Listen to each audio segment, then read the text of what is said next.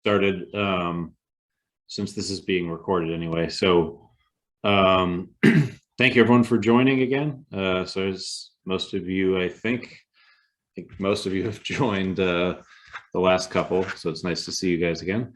But this is our third of our winter webinar series. Sam Bishop did the last two, which were more on like urban street care, and then just some general street care principles for trees. But now this one's going to be very interesting because it's going to get into pruning, which we have not really had a webinar on in I think a couple years anyway, not since I've been here. So this should be really interesting. And it's given by Kieran Hunt, who I think a lot of you probably know, but if you don't, he's a technical advisor to SJC and has been working with us for many years. Has done a lot of great work, both with us and for us and for the various companies he's worked for. So anyway, Kieran, if you want to take it away. Great. Oh, thanks, and again, Aaron. Sorry, one more thing. If anyone has questions, just chat them out again, like we have done, and I'll save them up and then we'll go through them at the end. But thank you for joining, and sorry about that, Kieran. No problem. Thanks. All right, I'm going to share my screen here. Oh, look, of course, here comes my cat. Right on time. He knows when it's time for me to present, I swear. Although I'm sorry, usually I keep a hat around to put on him when he does this while I'm presenting, and I forgot to grab one of his hats, so y'all aren't gonna get that privilege today. I apologize. But anyway, this talk is going to be on developmental pruning of young trees. So we're mostly going to talk about pruning trees when they're small, when we can reach the branches that we're pruning from the ground, or maybe from a very small step ladder. Let me get my cat out of the way. He's not going to help me very much right now. So we will get into sort of what our goals are long-term for a tree and how we would prune it into maturity to get a nice, good, stable structure for the scaffold limbs, a good architecture for the overall tree. But we're mostly going to focus on its early stages soon after planting, say within the first 5 years, roughly, after we've put it in the ground on the roadside. So all of these slides were prepared by Dr. Ed Gilman and Tracy Jo Parton with the University of Florida. Ed Gilman is a long-standing member of the research community in arboriculture, very well respected for decades of great experience teaching this stuff and doing research on this stuff. He's the kind of researcher, they'll prune a tree, they'll prune trees next to each other, and then they'll bring out giant fans that generate hurricane force winds, and they blow them and see which ones get knocked over first. And they do their research on how pruning stabilizes them for hurricanes and stuff. So pretty cool guy. So I'm using his slides because he already made some really great slides for this information, and I'm just going to sort of present them to you with my own experience. So a little bit about me. My name is Kieran Hunt.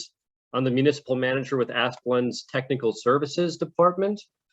So I basically go around the country giving talks like this about trees at conferences and events for arboriculture, as well as performing some market research in arboriculture, bringing that information into my company, and then also bringing that back out into the industry.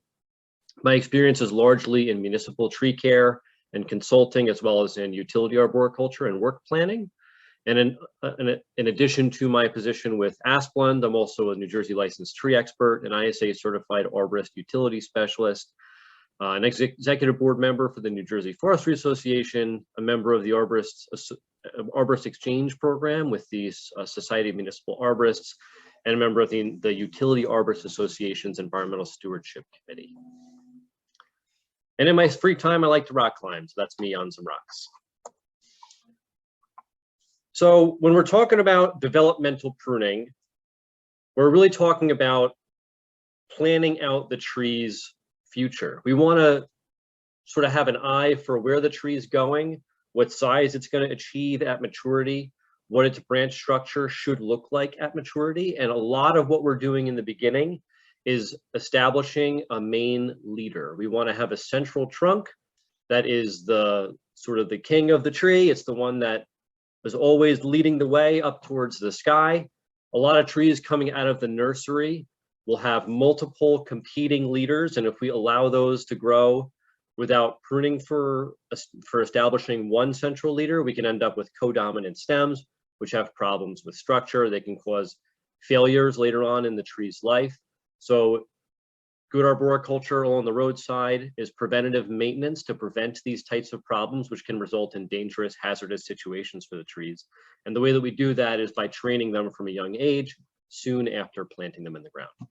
So we set some objectives. We determine how much we're going to prune the tree. So the cycle is how often we prune the tree, say every 3 years, every 5 years.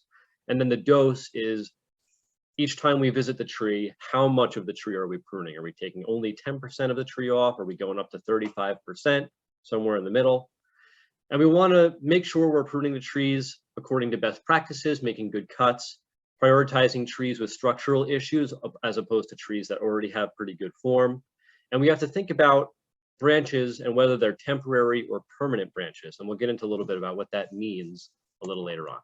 So coming out of the nursery, here are 2 examples of good and bad form as far as trees that we've planted. These are not freshly planted. These trees have probably been in the ground for maybe 10 years. But you can see the tree on the left has multiple competing leaders. We don't have any one dominant central lead. On the right, we have this tree with this one clearly established central leader. There are other branches that are still sort of starting to try to compete for dominance here. So if you look, we have this nice central leader here that goes right up to there. This branch looks like it might be competing a little bit.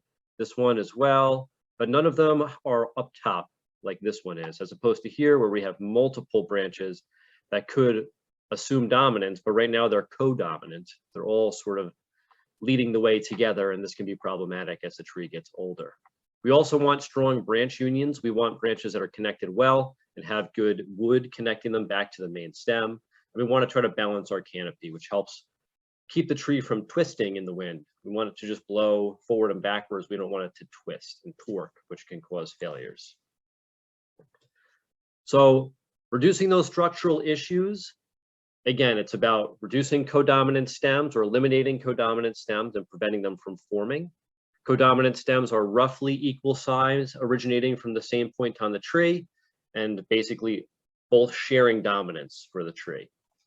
Included bark is when there are 2 stems growing with a narrow angle, a very acute angle between each other, and so we end up with bark from those 2 branches pressing against each other instead of just wood knitting together. The exterior of the branches are contacting, and every year they put on diameter growth and get thicker and thicker, and they push against each other with like a wishbone action, which could eventually cause them to fail. Unbalanced canopies, again, if we have one side that's heavier, that can cause them to fail, especially during high wind events and so on. So here's a really good connection. We have a U-shaped branch attachment here. This forms a nice U. We can see that there's no pinching where the bark is included inside of this connection here. And we have a nice, well-formed branch collar. This branch collar is basically stem tissue or trunk tissue that's wrapping around the branch and holding it, encasing it where it attaches into the tree. This branch collar is going to come into play later when we're talking about pruning. Now here we have poorly attached branches or codominant leads. So we have these V-shaped attachments as opposed to a U-shaped attachment. And because of this, we have included bark in between these 2 stems that's pushing against each other. So the connected wood probably ends around here. And above here, we just have bark against bark. There's no connection with the vascular tissue here. They can't knit together to form nice, strong connections.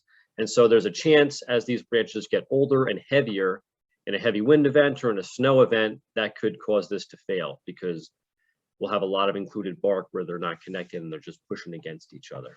Here's some examples of those failures. So you can see here, this was included bark in this attachment point, and it eventually formed a bit of a decay pocket as well. Looks like it probably caught a little bit of water in there. Here's another one. High winds peeled this off of the tree. The tree is already on its way of being removed now, but you see here it peeled a huge portion of the tree out. Again, this is because of included bark at the branch union here. So another thing we want to be careful of when we are pruning for balance and good structure is something called lion's tailing. So if you think of a lion's tail, it has that little tuft at the end of heavy fur and then much thinner fur going down the rest of the tail. And that's what we don't want to do to branches on trees. If we lion's tail a tree, we basically prune out a bunch of the inner branches and leave just mostly foliage at the tips. This has a lot of issues. This can cause a lot of different types of issues for the tree. One thing it does is push weight out towards the edges of the tree. And as it continues to grow, it's going to push a lot more growth out farther away from the center of the tree, putting more weight high above the ground, away from where the connection points are for these scaffold limbs, these larger limbs that are connected to the stem. This could eventually cause overextension of branches, which can lead to failure.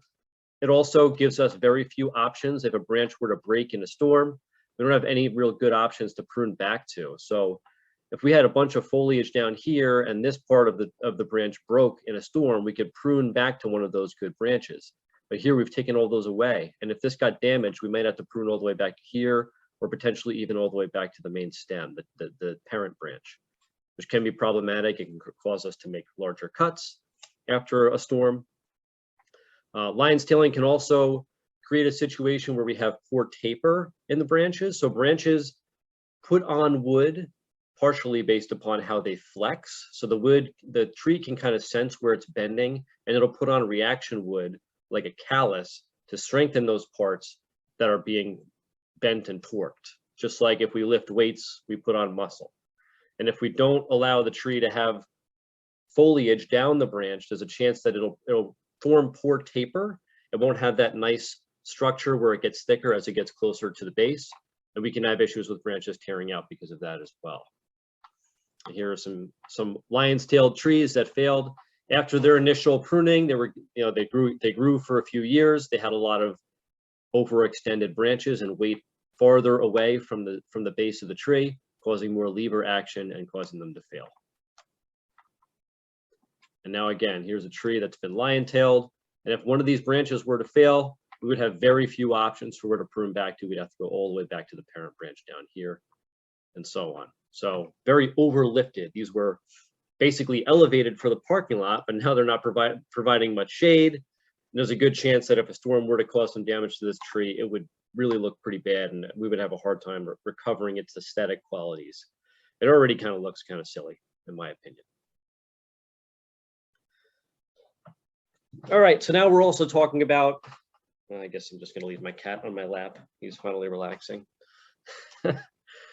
Now we're also going to talk about branch height. So when we're talking about developmental pruning for trees, if a lot of times on a street tree, we're talking about pruning so that the tree is not in conflict with the road or with the sidewalk or with a sign, what have you. We're trying to plan the tree's structure out so that it can exist in the built environment and it's not blocking our way in any way.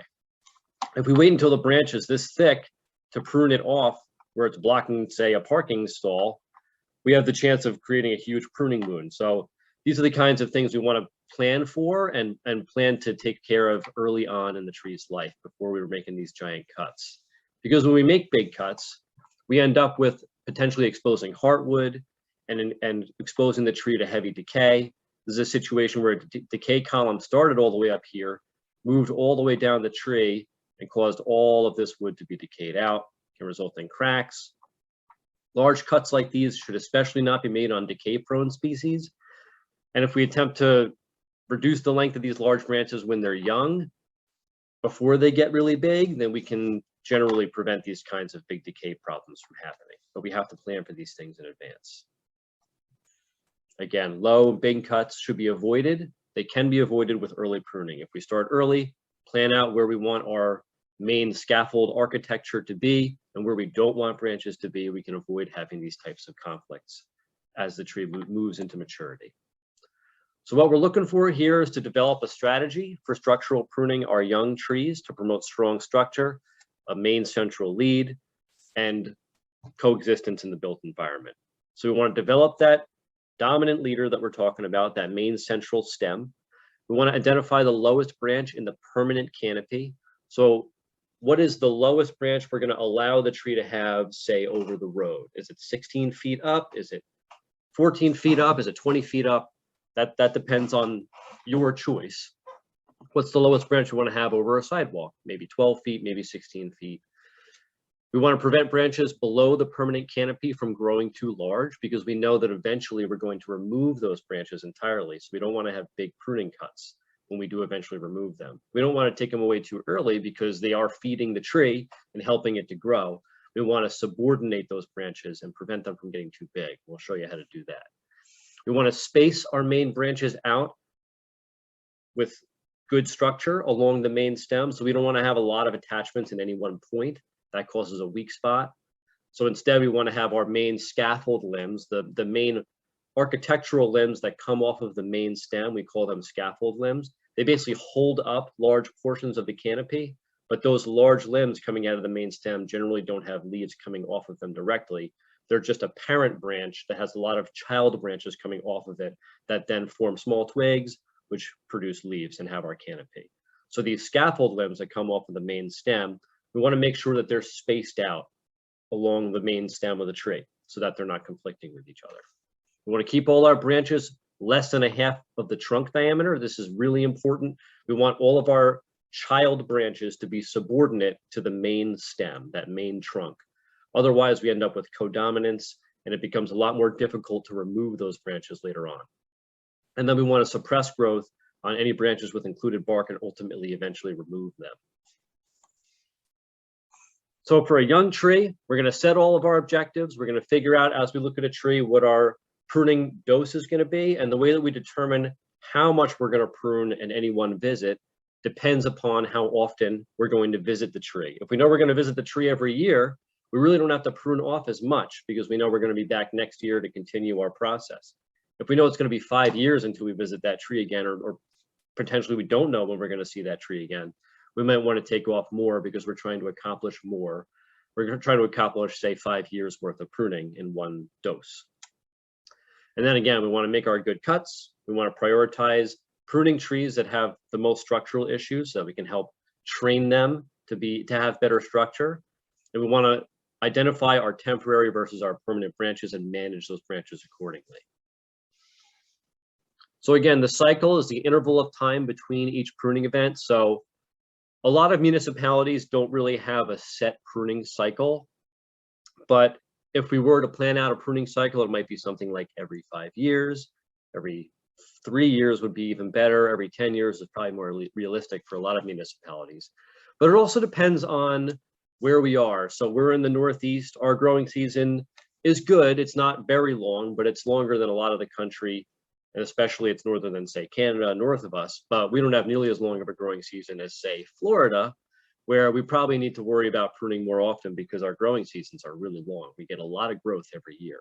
So where we are in the country, in the world, how long our growing season is, has an effect on how long our cycle length should be. And again, it also depends on the quality of the trees themselves. How good are the trees? How good were their structure when were put in the ground? How well are they faring as they move into their middle age? That has an effect on how frequently we need to prune them. So typically 3 to 5 years is the longest you want to go between pruning doses. And if you do it at the 3 to 5 year cycle, you're probably going to be taking off 25, maybe even 35% of a young tree's canopy, potentially, if it has the need for that, if it has structural problems. If it doesn't have a lot of structural issues, you don't need to take a lot off.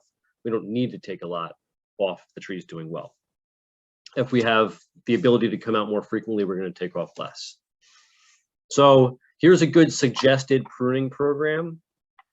At planting, and this is really, we don't need to take off much at planting. This is mostly for just defective branches and significant problems. When we first plant the tree, we really want to let it establish a little bit for a couple of years, get those roots growing out into the soil surrounding the root ball, get itself sort of feeling more comfortable and situated in its environment. Generally, trees are pretty stressed when we first plant them, so we don't want to take too much off. But once we get to that year 2 or 3, once they're established, then we can make our first serious pruning event where we're really starting to try to develop that structure. Then a few years later at year 5 or 6, then we get to year 10 where we're starting to get into a little bit more of a middle-aged look to the tree. It's starting to develop some height. We probably need to climb the tree at that point. So this is above and beyond what most of you would be doing if you were to do, say, like a volunteer tree pruning program. you probably wouldn't be pruning at year 10 or 15 on your own. But we're going to talk about what that looks like, so you know where we're going as we start in their young age at year, say, 2 or 3. So the amount that you take off in one pruning event depends a lot on what your expectations are, what your plans are for the tree, and again, how frequently you're going to be visiting that tree. So part of this has to do with the age of the tree and also like our growing season. So if we're pruning a mature trees generally don't do well with large, heavy pruning events. We want to take as little as possible off a mature tree, and generally it's just going to be for safety. It's generally not going to be, there's not really generally going to be much we can do for a mature tree pruning wise that's going to do good for its health. But if we have, say, diseased or dead limbs, we can prune those off. Those have potential, they present a potential hazard to people moving around under the tree. But for the most part, we don't want to take much off of a mature tree. And with recently planted trees, like I said, they're stressed. They were just dug up and put into the ground again. So we want to leave them alone as much as we can. And then decay-prone species as well. We got to be careful about taking off too much from trees that are prone to decay, because we could potentially set off a cycle that will ultimately cause the tree to die. Whereas with younger trees that have just established, they're usually very vigorous and very resilient, so we can take off more at that young age. They can handle that heavier pruning dose. It won't kill them usually. And also, if the tree is a little bit more mature, but it's a relatively good compartmentalizer, it's not as prone to decay, then we can generally take off more in one pruning event, or larger branches in one pruning event. So a good compartmentalizer is a tree that seals up its wounds well to prevent decay from happening, because trees don't heal. It's not like us, where when we get a cut, the skin will reform where that cut was.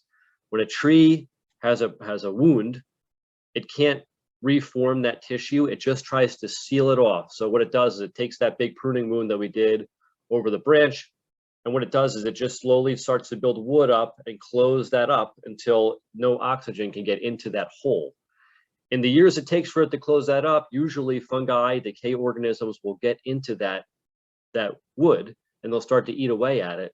But once it seals up, there's no longer very much oxygen available for those decay fungi. And so if they can't breathe, they can't continue to decay. So they can't continue to do their work chewing up and decaying that wood. And that helps to slow or stop the decay from proceeding any further. Some trees are good at compartmentalizing. They basically close that decay pocket off, make a little compartment for it that they seal up with lignin, and they prevent that decay organism from getting any farther in the tree. Other trees are more prone to not being able to do that. They're more prone to having decay spread through the tree and eventually cause it to succumb to it or have a major failure. So that's species dependent. It's also health dependent. If the tree is not healthy, it's not going to do a very good job of compartmentalizing. So what we're usually looking at in the municipal sense is a large pruning dose, because we have a lot of trees to manage, and we generally don't have the time to go around pruning thousands of trees every year. So we're looking at a larger pruning dose because we're going to have a longer cycle length, because we're not visiting every tree as often. And because of that, we're also going to have to deal with the potential situation where after we prune the tree, it kind of looks silly. The aesthetics aren't very good. But we understand that this pruning event is ultimately developing a better structure for the tree. So in the long run, the tree is going to look fine, but it might look kind of silly right after we prune it. So we have to be aware of that and be prepared for that if the adjacent property owner has a problem with that. We want to explain this is a temporary, just imagine this tree is just in its lanky teenage years. It's going to stop looking goofy after a little while.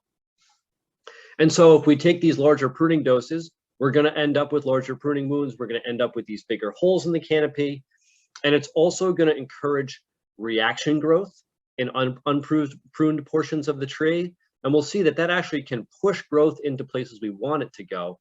But we can also have situations where we have suckers growing, like adventitious sprouts growing out of the stem in places where there weren't branches anymore. So we have to be prepared for coming back and dealing with those sorts of problems as well. Whereas with those smaller pruning doses, we're going to have a little bit fewer wounds, we're going to have smaller wounds, and we're going to have less of that reaction growth. We still will have some, though. So here, this is a 75% dose on a single branch. So this isn't on the whole tree. You generally are never going to take 75% off of a tree. So 75% dose is to this 1 leader here. So this is basically a leader that's attempting to be co-dominant with the main central lead here. So we took 75% of this branch off to subordinate it and to prevent it from taking dominance or co-dominance with this branch here. So when we do this, we leave this small void in the canopy. We end up having this on the ground. This is what they took off when they made that pruning cut. And so now that right-hand stem up here is much subordinated. It's not going to be a leader or dominant in the upper canopy. With a larger tree, we have to think about those sorts of competing leads, as well as conflicts within the crown. Again, we want to talk about spacing of our scaffold limb architecture to form good architecture and remove conflicts between branches. So these arborists thinned out this tree. They took out, this is still a relatively young tree, so they were able to take a decent amount of the canopy out. So it's probably about 25% or maybe even 30% they took out here. And again, there was a large co-dominant stem trying to achieve dominance with this other leader here in the canopy, so they took that down. And again, they removed about 25%. And now look at this, we can also kind of see the main stem is starting to form here. This is the main trunk that they're trying to train to be the leader for this tree, the dominant stem.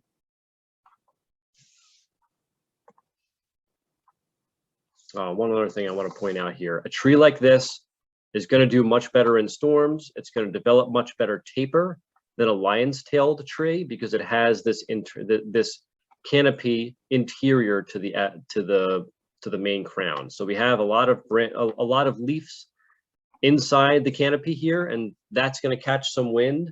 So we end up with the whole tree flexing sort of all at once, as opposed to just the tips flexing down, and that has an effect on how the tree forms reaction wood and taper.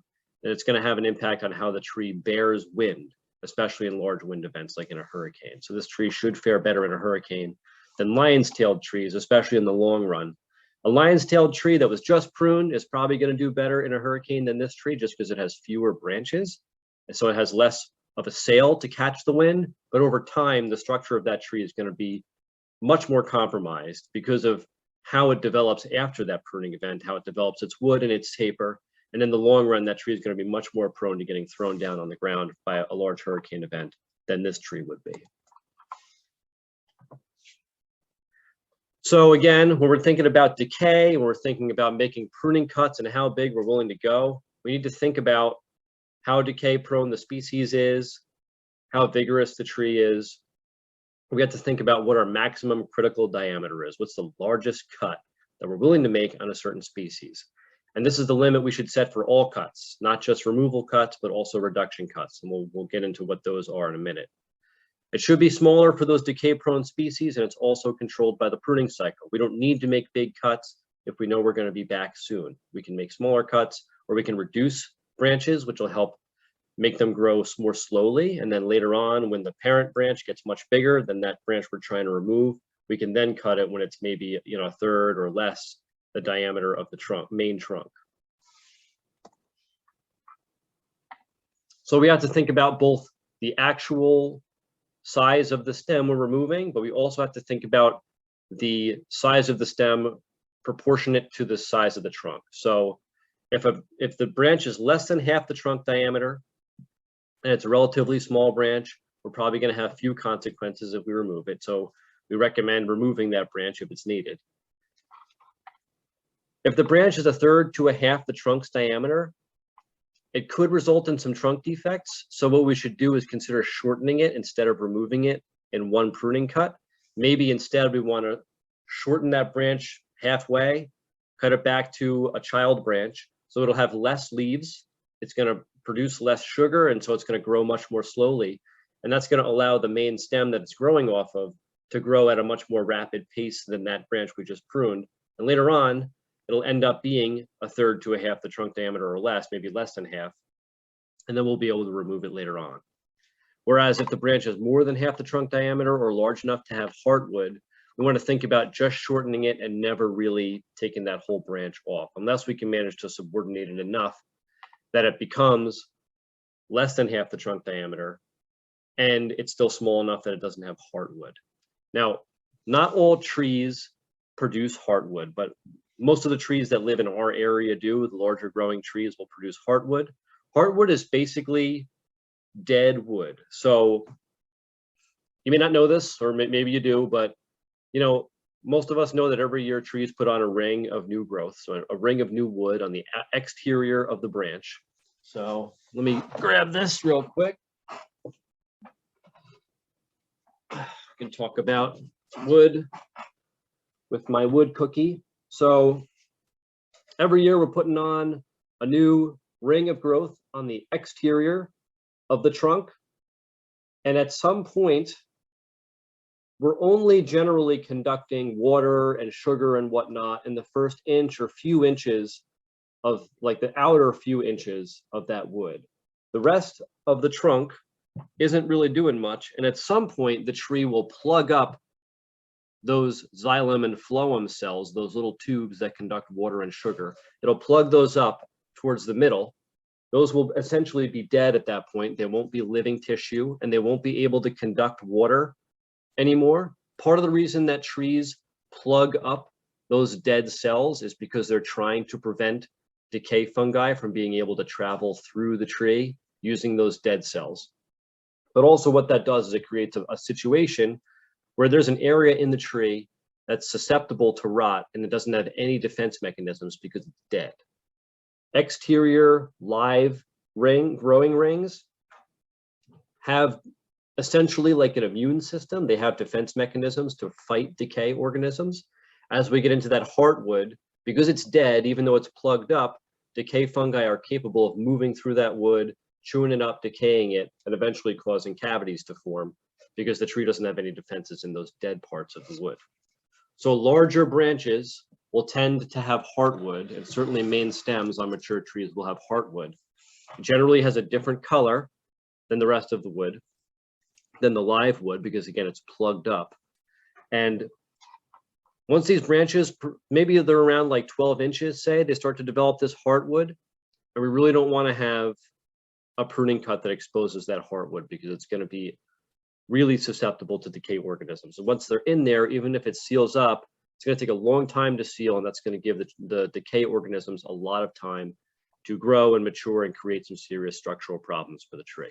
So I say all that to say, if we think we're going to expose heartwood with our cut, we want to shorten the branch instead of removing it and making that huge cut. We want to just subordinate it and try to mitigate the problem instead of totally eliminating it.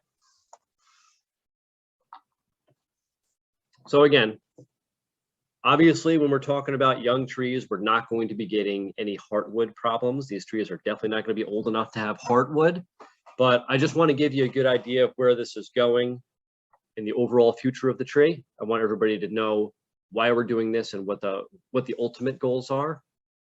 But when we're pruning young trees, we have to set our objectives. We want to have a plan. We don't just want to start cutting. We want to stand back and visualize what we want the tree to look like, where the central leader is, how much we're taking off, and why. So we have to determine that how much we're taking off and why based upon our pruning cycle and dose. And then we'll execute our plan using good practices, good cuts, planning that for our temporary versus permanent branches. And again, we prioritize our trees that have structural problems. So there are two types of pruning cuts that we're generally going to make. There are reduction cuts, which reduce the length of the branch. So you're cutting it down from here to here. And when you make a reduction cut, you don't have a branch collar to cut to because you're cutting the parent stem and you're cutting it back to a smaller child branch that's coming off of it. We don't just cut it somewhere in the middle where there's no child branch just below. That's called topping or a heading cut. That's generally not something we want to do. We want to cut back to a child branch that's usually around 1/3 to 1/2 the diameter of the parent branch we're cutting to. We don't want to cut to just a tiny little dinky twig because a lot of times that won't be able to support the end of that branch here. All this wood here has to be supported by this branch now. So we want to try to cut to a decent sized child limb compared to the parent limb that we're reducing. Okay, so that's a reduction cut. A removal cut takes off the child branch and back at where it comes out of the parent branch. So this is the main parent branch in this situation. We cut off the child branch here. We removed it. That's why it's called a removal cut. When we're making pruning cuts, if the branch has any kind of weight to it, and especially if we can't support the weight of the branch, but even if we are supporting it, it's good practice to always do a 3-cut method. So our first cut is an undercut. This is going to prevent us from having a situation where the bark tears down. And I'll explain that in a second. We make this first cut underneath. Then we make the second cut and go all the way through. We're taking all the weight off of that branch. So the second cut takes most of the branch off and just leaves a stub here, just a few inches of basically the base of the branch. At that point, this doesn't weigh much. So then when we make our final cut to take it back to where we're leaving that hole, we're not going to have to worry about the bark tearing down. Because what will happen is if we just start right away cutting from the top down here, once we get to maybe right around here, the weight of the branch coming off of that stem is going to start pulling down, and that connective tissue is going to tear. And we're going to end up with a big tear out going down the main stem of the tree here. And that's not something that's going to heal up very well. So we don't want to have that tear out problem. So the way we prevent that is by having this undercut. And then when we make this top cut to take most of the weight off, it might start to tear down, but it'll just pop right off where we made that undercut.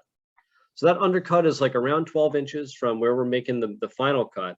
And you want to go about 1/3 to a halfway up into the branch, usually around 1/3. If you get up to a halfway, you might start to pinch your saw with the weight of that branch.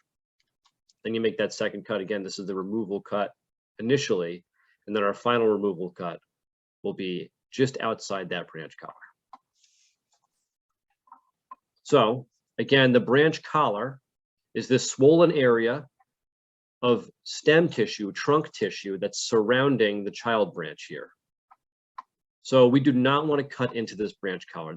We have to leave this. This must remain after we cut off this child branch. Otherwise, the tree might not be able to seal up this wound appropriately. And even if it can seal it up, it's going to take a lot longer than it would have if we left the collar. We take off the collar and cut it flush to the stem. That's called a flush cut. That's bad. We know not to do that now in arboriculture. So we cut just outside that branch bark ridge when we're making that final removal cut. So you see this nice, beautiful drawing here where they drew on the tree in pen. You take this off right at this line here, you leave all the rest of this. This is a flush cut. You can see the difference in the stem tissues between the trunk or parent stem tissue and the child branch tissue. So this was the branch, and this was the branch collar. And because we do it this way, wound wood does not develop evenly. It takes longer to seal up. We have more potential for decay. Reduction cut, on the other hand, we're not going to have a branch bark ridge, or we're not going to have a branch collar because we're taking off the parent stem. So that parent stem is not going to have any of that swelling tissue that we were just talking about.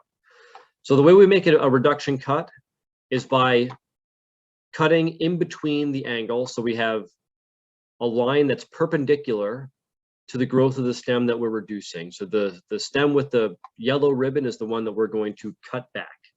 We're reducing this stem in length back to here, and we're going to leave this child branch growing. So we're going to imagine a perpendicular line to the growth of the stem we're reducing, and we're going to imagine this line that's exactly in between the parent and child branch there, and we're going to take the line that's in between those two lines, and this is where we're going to make that cut.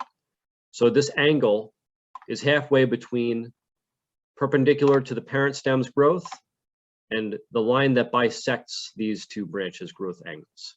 We're going to take the line in between them, we're going to make the cut there, and that's how we decide where to make that reduction cut. It should be at an angle.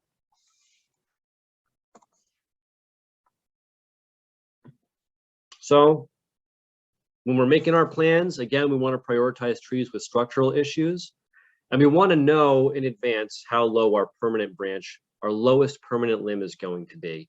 So that's going to help us manage our branches for permanent versus temporary branch management. That's going to have an effect on how we reduce certain limbs, which ones we decide to be the leaders, and so on. Part of prioritizing is determining which trees are not going to have structural issues because they never grow very big, like these crepe myrtles here, or trees that we can't really do much with, like palm trees, which we don't really have to worry about in New Jersey. So if we're thinking about temporary branches versus permanent branches, if we're looking at a tree that was recently planted, it's like less than 4 inches in caliper. Caliper is a measurement at 6 inches above the ground, so at the base of the tree. If it's pretty small still, generally all or most of the branches on that tree are temporary branches if we're expecting that to grow into a mature large tree like an oak tree or a maple. We want that tree to be nice and tall. We don't want it to be conflicting with the road or with the sidewalk, so we expect that most of those branches that are on the tree now are probably eventually going to be pruned off. So a relatively young, recently planted street tree is probably going to be almost all temporary branches. So we want to manage those branches accordingly. We don't want to let any of them get too big, especially in comparison to the diameter of the main stem. We want to keep them all nice and subordinate to the main stem. Even if they're not trying to compete with that main stem to be a leader, we don't want any one branch coming out to the side and getting really long and overextended and forming a lot of taper at the base where it meets the main trunk, because eventually that branch is going to start being like around half the diameter or more of the main stem. And then when we do eventually remove that, it's going to be a problem. Also, we want to consider the fact that a branch, say like this branch, right? This branch is a decent angle. So we might say, well, you know, we don't need to have that be temporary. That could be permanent, because as it grows up, it'll be up over the road. It'll get that 16 feet of clearance. But we have to remember that branches get really heavy into maturity. So when this branch grows out as a nice lateral scaffold limb and grows out over the road and forms a nice big canopy that weighs several thousand pounds, it's going to start to droop. So these branches that started at a nice high angle do actually start to achieve a lower angle in maturity. And because of that, we end up with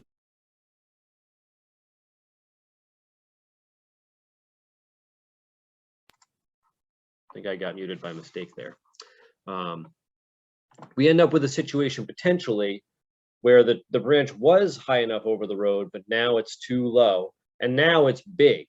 We waited until it had a full thousands of pounds canopy on it, and now we have to remove it, and now we're going to have to make a big cut that exposes hardwood. Otherwise, we're going to have maybe a garbage truck run into it over the road. So we have to assume that all these lower branches are going to be temporary. Eventually, we're going to have to remove them.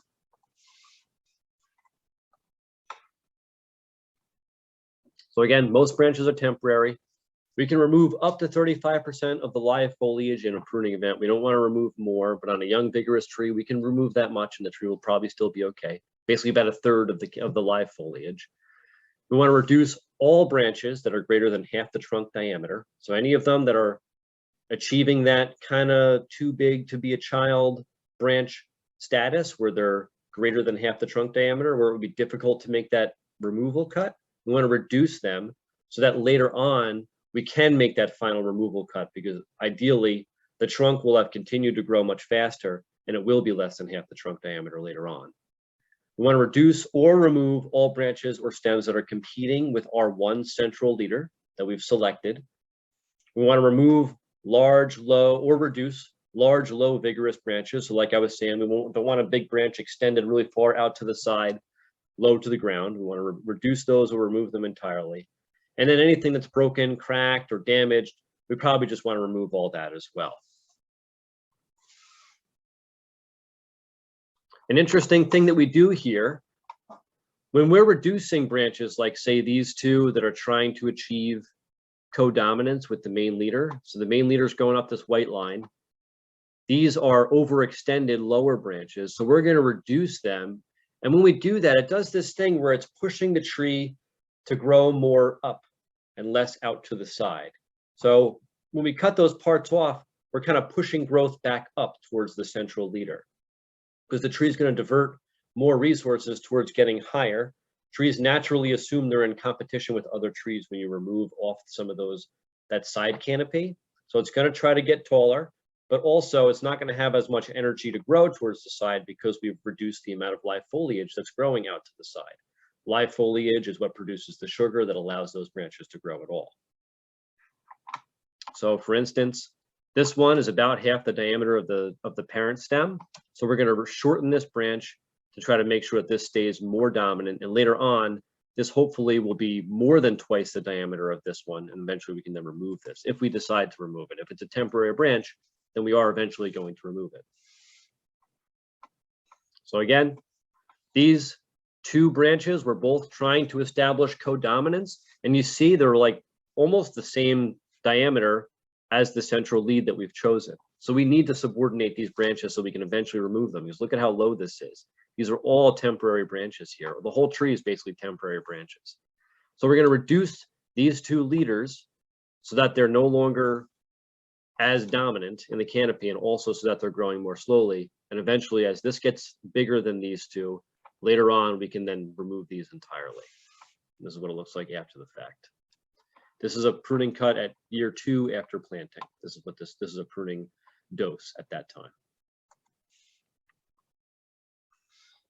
So again, when we're training for a central leader, it's a 3-step process. We're going to identify which branch is the central leader. Usually we want to find a branch that's got a nice, pretty straight structure. It doesn't have any major defects. It doesn't have weird bends and angles, at least as much as we can avoid those. We want to avoid them.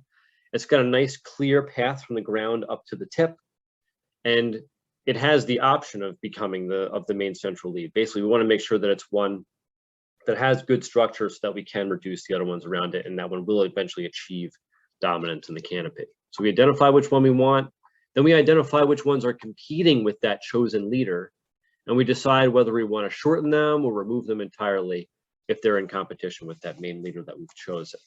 So for instance, here, we decided that this was our main central leader up in here.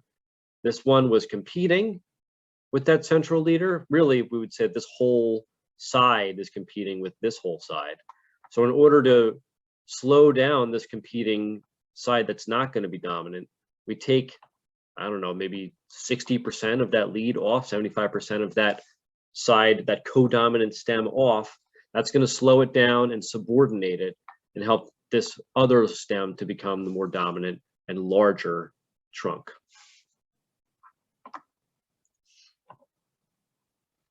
So after that initial pruning event, in the 5 to 20 year range, we want to come at least a few times if possible, maybe 3 times, to prune the tree to help establish that structure, because it does take quite a bit of time and many pruning events to establish good structure on a lot of trees along the roadside. So when we're doing this, it's no longer up to 35% unless we really need to remove that much foliage. Generally, it's more like don't remove more than 25 to, at worst, 35% of the live foliage. Again, we want to reduce all branches that are greater than half the trunk diameter. We don't want to remove them entirely yet because, again, they're too dominant compared to their parent branch. So we want to just reduce them so that they can be subordinated.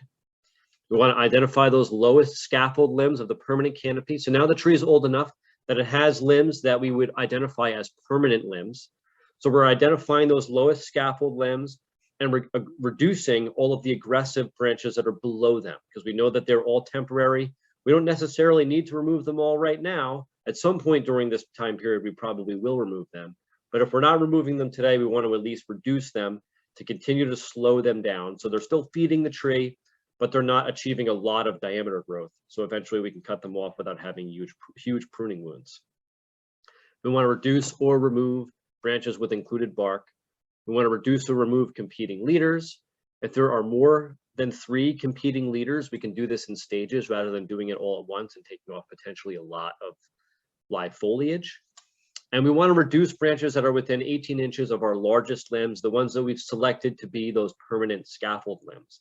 Because we don't want, eventually, if those scaffold limbs are going to become very big, we don't want them to be within 18 inches of each other, because if they're eventually going to say get to be 18 inches in diameter, they'll be touching each other and conflicting at maturity. So we wanted them to be 18 inches to 3 feet apart, roughly, at least. so that when we have a mature architecture, that tree has good structure. So here we have a tree at that, say, I think this is around the 5 to 10 year mark. So here we had a leader that was trying to establish some sort of dominance. Really, this is, again, this is a branch here that we want to be more of a scaffold limb, where this is probably going to be our lowest permanent scaffold limb, but it's got this upright limb that could start to compete with our central leader. And since this is our central lead, we want to push more growth into that and prevent this one from trying to assert dominance. We take that off. Now we're left with this subordinated limb and our scaffold limb clearly visible on this tree.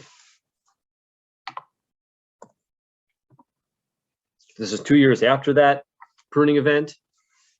And now again, this side limb is still trying to achieve a bit of co-dominance with this main leader that we've chosen. So we're going to take that back as well.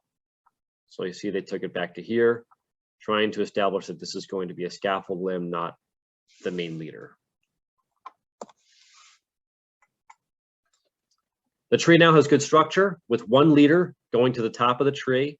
Those lower branches, such as where the arborist is standing in the tree, will be removed later as the tree gets larger. So these are temporary branches that are eventually going to be removed, as we have these upper branches are going to be those lower scaffold limbs.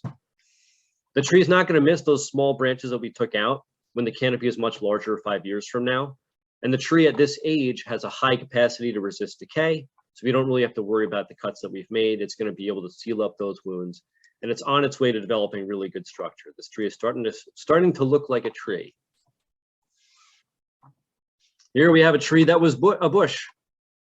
So we're trying to transform this bush into a tree. So all of these overextended limbs, all competing for dominance in the canopy. After we prune it, we've selected our central leader. We've reduced all of the competing limbs, maybe even removed some of them. And we're starting to convert this bush into a tree. So this is the first pruning event. 2 years later, they take even more off of it. And so the tree's got better structure than it did when we first started. This main leader is starting to emerge out of the tree. If we do another pruning now, we can continue developing the structure. Maybe we want to reduce some of these limbs out to the side because they're starting to get a little overextended, and these are temporary limbs, right? Eventually, if these get too big, they're going to sag down and be really low over the parking lot. So we want to reduce these, keep pushing that growth up into the central leader to get some height and to keep this tree growing with that nice central structure. Eventually, this tree will start to get trained into an actual tree and won't be a bush. So at the 20 to 30 year mark, again, this is not something that we're going to be doing really on our own. This is something that a professional operation would do. But in general, what they're going to be looking to do here is identifying the scaffold limbs and the architecture, the main architecture of the mature tree. So where are those big scaffold limbs going to be that hold on to the big chunks of the canopy? We want to reduce all the branches that are within 18 to 36 inches of those permanent scaffold limbs, or maybe even remove them, so that we avoid all those clustered branches that I was talking about. We want to have that nice scaffold limb placement as much as we can. We can only choose the branches that we have available to us. It's not like we can place the scaffold limbs where we want them. We're going to have whatever we have in the tree. We have to select the ones that are spaced the best, have the best balance, and try to reduce or remove the other competing scaffold limbs so that we have good architecture. Pretty much any of those lower branches that were temporary at this point, we can now remove them. Hopefully we've been reducing them over time and they're not very big in comparison to the parent branch. Hopefully they're less than half the diameter, or maybe even less than a third the diameter of the parent branch, the main stem that we're cutting back to. So we remove all of those temporary lower branches. Now we have our permanent canopy growing up in the tree. And we want to reduce or remove any competing leaders. This is always something we want to keep doing until the tree has achieved maturity and is just rounding out and doesn't need to have as much of a central lead anymore. So again, we have a tree that had several upright stems that were competing for dominance in the main canopy, but we also pruned out some of the limbs that were competing with our main scaffold limb here in the lower canopy. So not only are we trying to maintain that central leader here, we're also trying to maintain good scaffold limb architecture, good spacing, and good balance in the canopy. So see, this was a little bit unbalanced over here as well on the left. So this is the idea. This is what we're trying to do. We're trying to choose a central lead. The main goal for young tree pruning is to try to train that central leader and train the temporary branches to not be too large in comparison to the parent stem, the main trunk. So we're reducing or removing competing limbs. We're trying to make sure that all these permanent branches stay less than half the diameter of the main trunk. Oh, sorry, all these temporary branches stay less than half the diameter of the main trunk. And we just try to train this tree to grow with a straight central leader. As we get into this middle age, 5 to 10 years later, we're trying to maintain that central lead while also starting to look towards our scaffold limb architecture. So we're picking some of these first low scaffold limbs, but we're also reducing the lower temporary branches, because pretty soon, maybe at the next pruning dose, we're going to remove these because we'll have enough of an upper canopy from the main permanent branches that we no longer need these lower branches.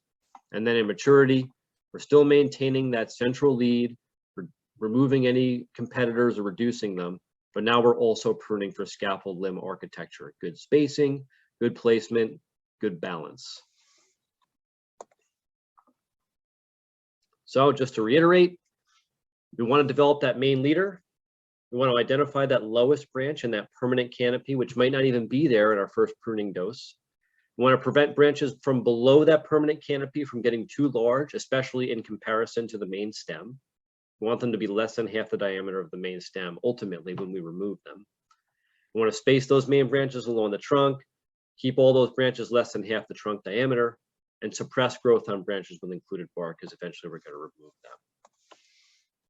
So in that first pruning dose, in that first 5 years, most, if not all of our branches are temporary. We don't want to remove more than a third of the live foliage at our single pruning visit. We want to reduce all those branches that are greater than a half the trunk diameter so that eventually they can be removed since they're temporary. We want to reduce or remove all branches or stems that are competing with our central leader. We want to reduce or remove large, low, vigorous growing branches. And we want to remove any branches that are broken, cracked, or diseased or severely damaged. So ultimately, we can train our trees to grow in cooperation with our built environment so that they're not conflicting with our roads, with our sidewalks. And if we plan and pay attention to details and just try to envision what our goals are for each pruning event, stand back, take your full view of the tree, make a plan before you make any cuts. In the beginning, it's a good practice to even take out some flagging ribbon and ribbon all the places where you're going to make cuts, and then stand back and say, okay, what's it going to look like when I make all these cuts? It becomes a lot easier to visualize. As you get more comfortable with this, you won't have to do that as much. It'll become a little bit more natural to see which branches need to come off and which ones can stay. But ultimately, that's how it works. And that is all I have. So now we can go into questions. And actually, I'll leave this this slide up as we're talking. Kieran, that was excellent. Thank you so much. Thank you. That was really great. Thank you. And I think we have some questions in the chat. Well, we have stuff in the chat anyway. I don't know if there's any questions in there. Yes, there's a couple. So yeah, thank you, Kieran. That was awesome. I was actually really really interested. I didn't really know much about pruning, I gotta say. So I was a little embarrassed about how little I knew, but this was amazing. So here's some questions. From your experience, which cities are doing a great job in proactive pruning? Most municipalities struggle with budgets. That's a good question. In New Jersey, I'm not super familiar with most municipalities' pruning programs. So a lot of what I did when I was consulting was inventory and prescribed work, but I didn't necessarily do a lot of what you'd call like auditing or looking over communities' actual programs. So I can't speak very much to who's doing a great job. I don't really have much familiarity in New Jersey with which communities are doing a good job. with their pruning plans. I know, like, I'm aware of some private communities like HOAs that are doing a good job, especially up in New York, but I don't think that's very helpful around here.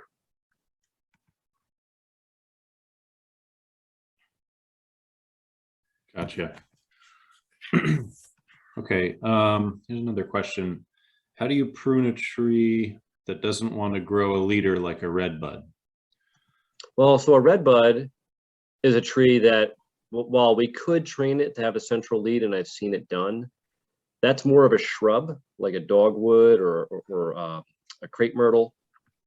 They don't grow to be super big, maybe 30 feet max, and that's a big redbud. Probably more like 20, 25 feet usually. So that's a tree that we can allow to have codominant limbs. We still want to have good branch attachments. We don't want to have those included bark, those V-shaped attachment points. And redbud is sort of infamous for growing a lot of included bark. So we have to watch out for that and subordinate branches that are growing that included bark. But a tree like that, if we want to pick a central lead, we might have to pick one that's off center. So if you look at, if I go back to my slideshow here, I'm going to bring up this one tree that we were talking about earlier on, because it had a central lead, but it wasn't really in the middle. And that's sort of sometimes what we have to do. We got to pick one that maybe isn't growing straight up in the center because we don't have one that's growing up well in the center. It's this one. Let me see. Yeah. So you see, where's my pointer? This is the main leader that they picked. And you can see why, like, it's got all the branches coming off of it look like child branches compared to this one lead. But this is growing out to, you know, pretty determinately to the left. So sometimes this is the best that we can do because this is what we're given. And this branch is so much larger. This stem is so much larger than any of the child branches that are coming off of it, that it might not make any sense to try to subordinate it and pick one of those child branches to be the main leader. So sometimes we kind of, I mean, trees don't follow the rules that we put that we make for them. So sometimes we just gotta make the best out of a not ideal situation. Gotcha. Okay. So as a follow-up, do all trees have, I guess, what you would call a leader branch? No. Okay. No. So here's what we have to deal with. Trees in nature usually grow in competition with each other. And so naturally, trees in competition will tend to form one leader, especially in their younger years, because they're just trying to get up to the light. They want to get to be dominant in the canopy. So we talk about dominance in forestry, not just in an individual tree, like in arboriculture. In a forest setting, we talk about dominant trees as being whole trees that have achieved canopy status. They are at the top of the forest canopy. They've achieved dominance there. So they occupy a space in the forest canopy. They've got their own footprint where they get direct sunlight. Trees that are subordinate to those trees are in the shade of those trees, are not able to achieve much dominance. Sometimes we have codominant trees that have a little sliver of the canopy, but are much smaller and not really achieving that full mature size that we would expect out of that tree. So in a forest setting, when trees compete, they're next to each other. Their branches will knock into each other in the wind, which naturally causes some pruning and some removal of foliage. And those tell the tree, that's part of that push we were talking about. Trees naturally, when they're growing in competition, they can tell when they're knocking into other trees and losing branches on the sides. And that tells them, okay, I have competition to my sides. I need to get up into the canopy. I need to be dominant in the woods. So trees naturally achieve some of that central lead because in competition with other trees, they know they need to go up.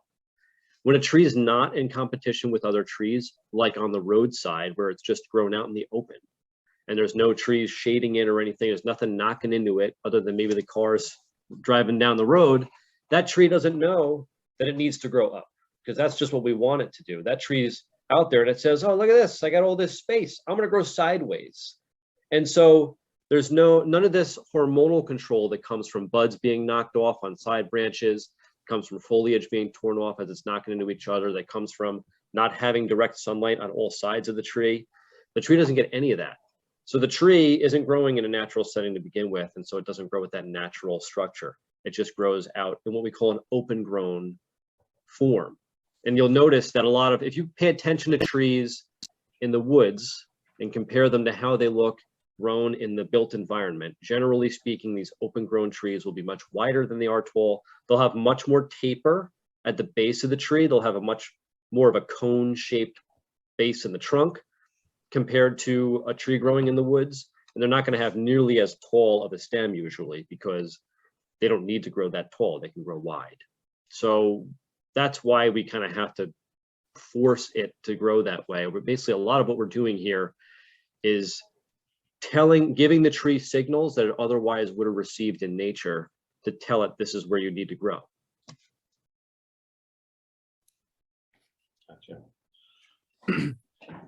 David asked, well, who should be pruning the municipal's trees? And also, so I guess what is the minimum requirement for someone to be able to prune a tree in New Jersey, you have to prune a tree from the ground with just hand tools. You can use volunteers for that. Any work aloft, once you're coming up off the ground, you need to be a licensed company. So my understanding is that the rule in New Jersey is once you leave the ground, I think I'd have to look this up, and I can get back to you on this. I think that you can use like a little step stool or something for like very minor stuff. I think you can get away with that. Like if you're just getting your hand pruners, to make like a little 1-inch cut, I think that you can do something like that, but you can't bring out a ladder. And you certainly can't climb the tree. That's my understanding, is once you're like working aloft in a bucket or as a climber, you need to be a licensed company, or you need to be the municipal tree staff, like like Public Works, in order to legally be allowed to prune that tree in New Jersey because of our licensing laws. Okay. And that's true even for private trees. Interesting. Okay. Rennie asked, are Zelkovas considered multi-stem trees, and how should they be pruned not to block storefront signage? Yeah, Zelkovas. Specific question. Zelkovas, yeah. They tend to grow with a lot of stems, and they have that nice V-shaped canopy, but they also tend to grow with a lot of included bark. In my experience, Zelkovas will tend to have health problems from some of that conflicting branches in there. I don't tend to see a whole lot of limbs tearing out in wind, but if you prune a Zelkova for good structure, my recommendation wouldn't be to try to pick a central leader so much as try to reduce the amount of conflict between branches. So we want to remove and reduce a lot of those poor attachment branches, the ones with included bark. We want to try to space out the branches more so they're not all right up against each other. Sometimes you'll see like 3 branches attached to the stem, all kind of stacked right on top of each other, all with included bark. And there ends up being problems, I think, with the tree getting connecting well with the main stem, because there's all this vascular tissue kind of conflicting with each other in those points. So what I've seen when a Zelkova at maturity has good structure, it looks like it's had some thinning done, where it's clean. Somebody's cleared out some of those conflicting branches. So they're still letting it have a multi-stemmed canopy, and they don't get to be super tall. They're sort of as tall as they are wide at maturity if you prune them right. But you want to remove a lot of those conflicting branches so that you don't have codominant stems that are conflicting with each other.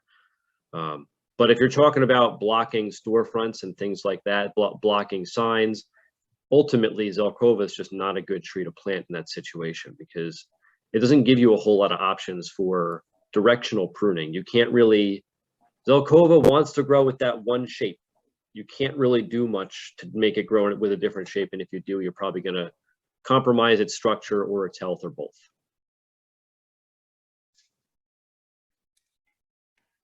Okay, great. Okay.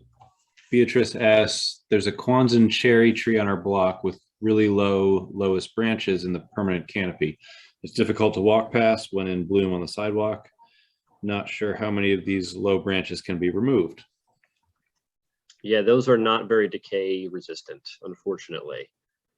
And that's a common problem in a lot of municipalities. So there's really not a good answer to that. There's not a good solution to that. The solution is, take a time machine, go back in time and train it to grow the way we should have done.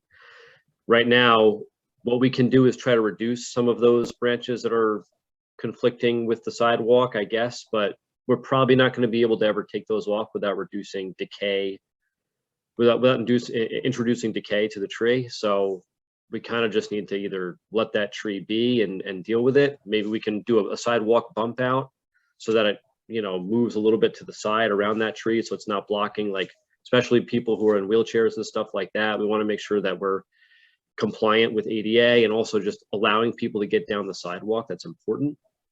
And but the only alternative is, in my eyes, is to remove that tree, because if you start making those huge cuts, you're going to take a lot of wood off of a potentially mature cherry tree, and it's probably going to introduce decay that'll ultimately make the tree fail anyway.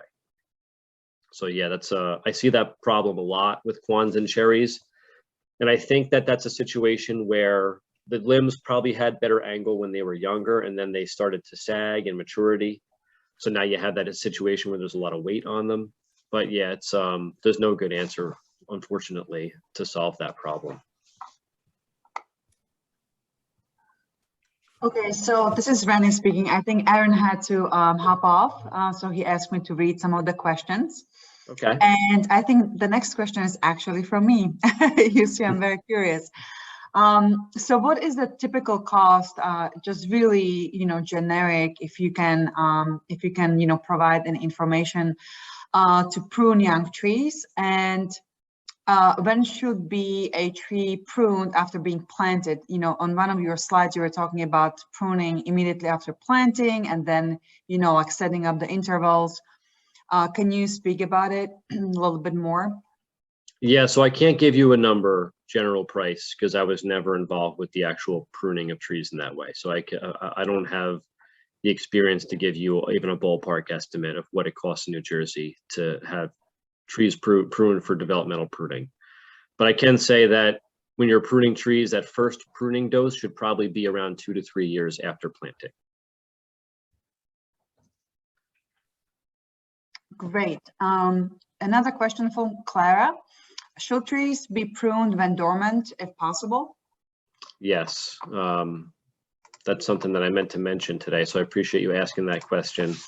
Yeah, wherever possible, it's good to prune trees outside the growing season, so in the winter time. Probably the best time to prune a tree is around now, when we're getting close to springtime, but we're not in the growing season yet. There's the least chance of introducing a disease or pest into that tree, because none of the insects are flying around yet. It's still very cold out.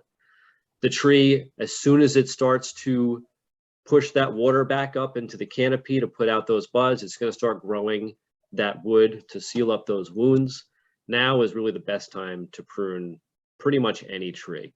Now, you can prune trees during the growing season, but depending on the species, you have the possibility for creating decay problems, for creating disease problems, and for having issues with sealing up that wound. Like if you're pruning in the summertime, you can lose a lot of water. That can have an issue for the tree's health.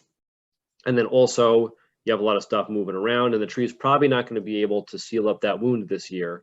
So you're going to end up with this big hole that lasts through the fall, all the way through the wintertime. In the wintertime, you can have some frost cracking in that fresh cut.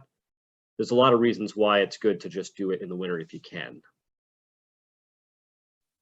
Oh, that was a great question, Clara. Thank you. So another question is again from me. I was asking, what is your experience with honey locust and pruning? And this was more kind of in the context of Zelkovas. We've seen some experiences where in commercial districts, there were like a few different, species being selected for planting. And, obviously, the storefront signage is one of the biggest kind of complaints from the businesses, and visibility. So do you have any, it appears that Zelkovas are a little bit more maintenance heavy. How do you feel about honey locust as an alternative? I think it's a great urban tree. It's very tough. It's very resistant to a lot of problems like hot soil and salt. It's also pretty good for like compartmentalizing, and it tends to do well in storms and stuff. It just doesn't have a whole lot of foliage. It's got that very light, airy foliage, so it doesn't tend to catch a lot of wind and blow down. It can, but I just don't see it very often. My recommendation is to follow what the general structure of what I talked about today. Try to select that central lead, try to train it to have a central leader. Once it gets up into maturity, it's going to round out and have more of an oval type canopy. So you want to try to reduce those scaffold limbs so they're not too overextended. You don't want to have it like pyramid shaped, like a lot of honey locusts tend to form this pyramid at maturity where they have a lot of they have a lot of lower scaffold limbs that go out. And that's because honey locust is not very shade tolerant. So those lower limbs are trying to get that sun. So they end up forming a canopy where the lower limbs are out really wide compared to the whole silhouette of the canopy. What we can do is try to thin some of the middle canopy and upper canopy, try to reduce the amount of overall foliage in the tree so that those lower branches can have a little more sun without having to get out to the sides as much. And then we can reduce those and have a little bit more of an oval shaped canopy. That would be my recommendation for honey locust. Yeah, great. Thank you. And, it was so interesting. You spoke also on your slides about the unbalanced canopy where, there is much heavier, foliage and branching on one side. Which I've been seeing a lot in Jersey City because a lot of trees are being planted, by big, tall buildings, and obviously they have to be cut down so they don't, grow into the building, and so that's interesting. We have a lot of those here in Jersey City. And another great question from Deborah for you, Kieran. So, what do you think about Gingos in a business district? And do they require as much pruning attention as Zelkovas? This is in context of easy care and not blocking signage or storefronts. We have one business district here in Jersey City Heights where we have essentially a monoculture of Gingos, and they were selected kind of #1 selection because apparently they're easy to take care of. They don't have to be really pruned. But, then we come into other issues like, disease spread and the monoculture and, not providing enough shade. So what are your thoughts on Gingos and as a general in business districts and kind of as the tree of a canopy tree-lined boulevard?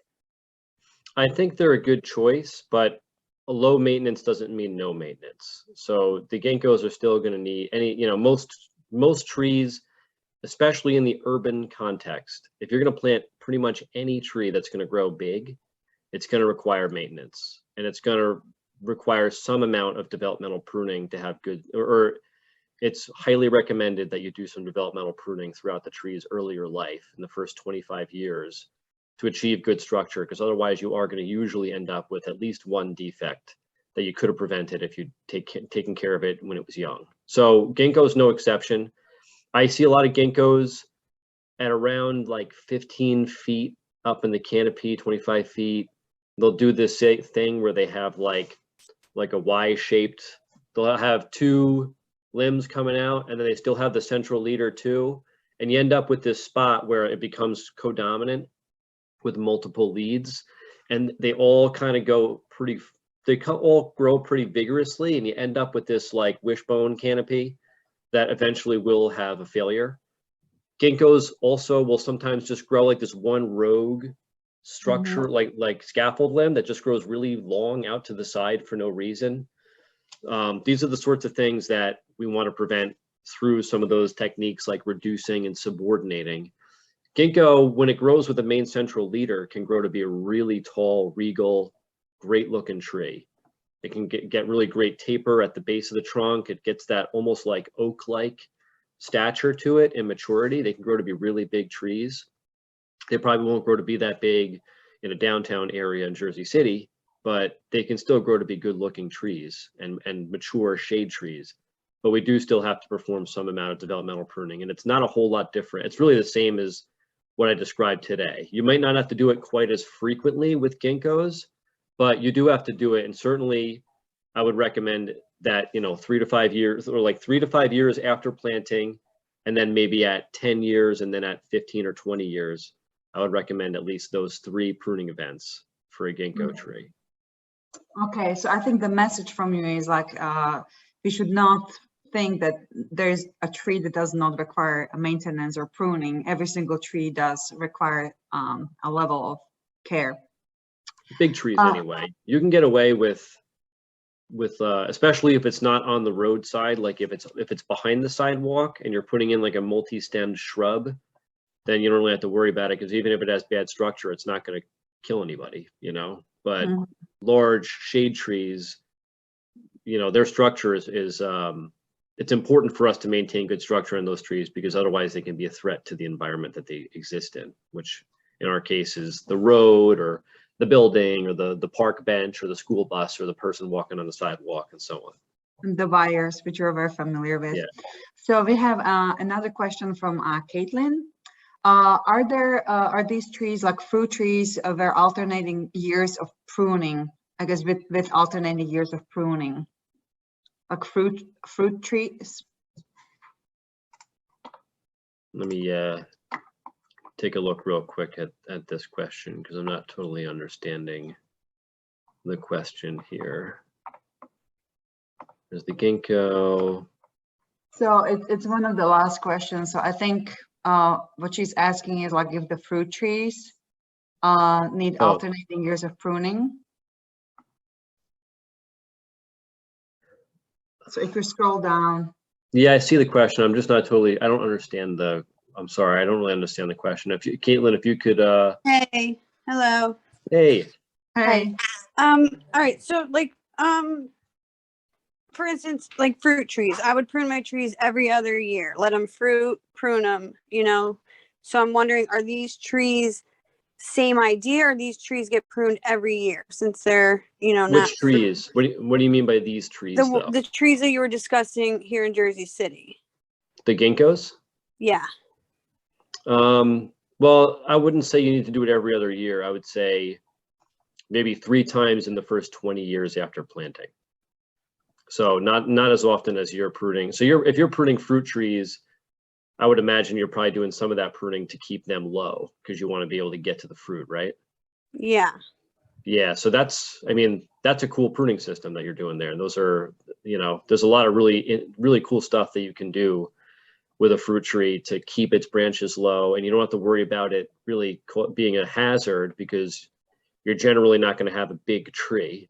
So you can kind of break some of the structural rules and have like conflicting branches, and you have these big knuckles where a bunch of sprouts all grow at the same time, and eventually you're just going to take all those sprouts back off, maybe, you know. There's all sorts of stuff you can do there. But the ginkgo is not, it's going to be a pretty different pruning system. It's going to be a more what we'd call a natural pruning system, where you're trying to use the tree's natural growth form and just adjust it a little bit. You want it to grow with its own natural structure and shape, but you're trying to reduce the amount of conflicting branches and bad attachment points and codominant leaders, so that the tree can sort of be its best self. So it is pretty different from what you do with a fruit tree. Okay, thank you. Yeah, so basically you're kind of pruning to direct where to go to hit the sun, basically. Yeah, and you know, you can time your pruning with just like you would with a fruit tree. So maybe you prune a fruit tree after fruit set and you've taken the fruit off, or in the, you know, in the winter time. Some people will also determine their pruning time based upon when the tree puts out flowers.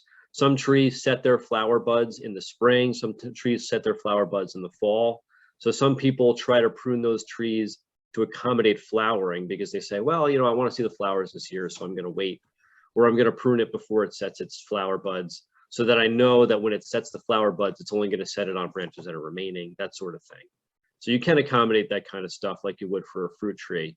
But in a municipal setting, usually you don't have the luxury of waiting on certain trees. Like if you're pruning a set of trees, it's usually because you're going down a block and you just have to prune everything regardless of what time it is or where it is, because those are the trees you're pruning this week. Okay, great. Thank you, Caitlin. Another great question from Melissa. This is a good question. Is there information on pruning fastigiate or columnar trees? It's a good question. It's actually something that I've been wondering myself, and I have asked around at some of the, when I'm in my travels, asking like nursery growers and stuff, because there are some columnar trees that I think have awful structure, and I always wonder, like, when is that tree gonna start having branches tear out, because it's like all included bark, it's all V angles, like, and I haven't gotten any really good answers other than the fact that you do want to keep, so if you have so for those of you who don't know, a fastigiate or a columnar tree is one that grows very narrow and straight up. They don't spread out hardly at all. Pretty much I think every columnar tree that I know of is essentially a mutation. Somebody found a tree that grew with a mutation where it just wanted to go straight up. All the branches just stand up. It's super narrow. And they cloned that because they were like, oh, well, that'll fit really well on a sidewalk or something, because it's like just, trying to mind its own business. But what you end up with is a whole like oak tree or a sweet gum that has all of its branches. It'll be like 50 feet tall, and all of its branches are in like a 10-foot diameter ring going straight up like a bottle brush. And all those branches, because they're all so upright, when you're talking about those branch attachment angles, there's no way for them to have U-shaped attachments. They're all just like straight next to each other, growing with included bark. So my takeaway from what I've gathered, and I'm not an expert on this, so there's probably somebody out there who can answer this better than me, but my recommendation would be to keep your canopy tight. If you have something that's starting to sort of peek out, so sometimes you'll see a columnar tree, the tips will start to sort of bend out, and you'll have branches that start to sort of get weight and start to bend out. Reduce those or remove them. Keep that columnar structure tight, because the biggest issue I've seen is once they start to get big enough and those branches start to sort of sag outward, those are the ones that have now weight pulling them out and have more potential to fail. So my recommendation would be to try to keep that structure tight, try to keep the silhouette of the tree pretty uniform, and just sort of like, it's basically like hedge trimming. You just want to keep that columnar shape, and maybe also keep it from getting too tall.